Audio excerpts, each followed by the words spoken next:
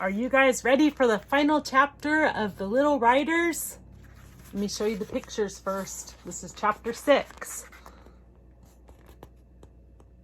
I wonder what's gonna happen.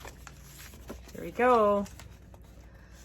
Johanna was sitting on the windowsill in her attic room, her window opened wide, waiting for the clock on the church steeple to strike 12. Today was the day the town would officially celebrate its liberation. Down below lay the marketplace. Many people were already gathered, and still more came streaming from their narrow side streets.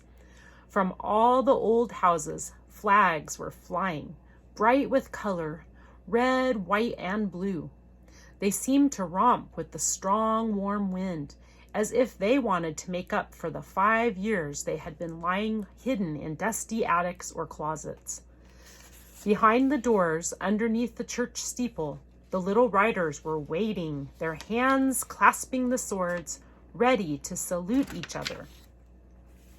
Grandfather and grandmother and Johanna's father were down in the marketplace, but Johanna wanted to watch the little riders from her own room, where she had always watched them and where she could see them best. She let her eyes wander over the marketplace.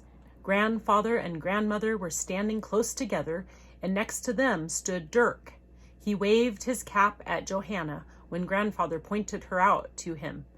Then all grandfather's friends waved to her. The mayor climbed onto a rostrum and started to speak. Johanna leaned as far out of the window as she could, but she couldn't hear the words he spoke. Besides, she was looking for her father, whom she saw now squeezing through the crowd of people and motioning with his hands to Johanna that he was coming up to her. I also decided to watch from here, he said when he finally got upstairs. This is the best place in the whole town to watch the little riders. He sat next to her on the windowsill.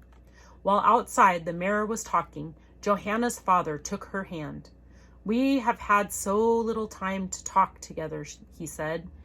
There has never been a quiet moment for just the two of us. But now I'll tell you the plans Mother and I made. Father told her that soon, when his military service was over, he was going to buy a farm, and they would all become farmers. I have always loved the sea, Father said, and I still do, but it takes me away from home too much, and already we have lost 5 whole years. From now on, we'll always be together, and we'll often come to Holland to visit grandfather and grandmother and to see the little riders. I promise you that. Do you think I can learn to play the flute in America? Johanna asked. She got up from her seat and showed Captain Braun's flute to Father. Of course you can, my little Johanna, Father said, and I know you will learn to play the flute beautifully. Johanna shook her head. Not as beautifully as Captain Braun, she said. He was a German, but I couldn't really hate him, even when I tried, after I heard him play the flute. And then he helped us, and sometimes I wish I could hear him play the flute again. Father gave the flute back to Johanna, and she held it in her hand. Together they looked down upon the many people. It was almost 12 o'clock now, and the mayor had stopped speaking. A deep silence fell over the marketplace. From the top of the church steeple, the flag was flying at half-mast.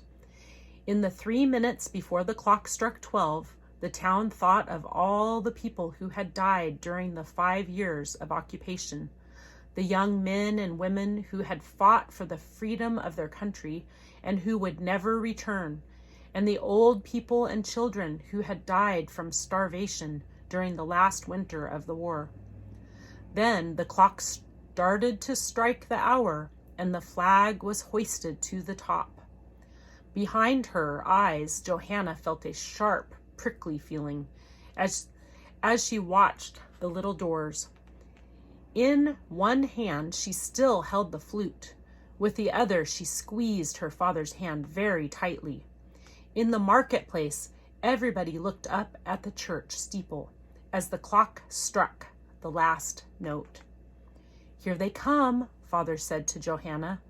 And while the carillon started to play its tunes into the blue summer sky, the two little doors underneath the church steeple opened, and out rode the little riders.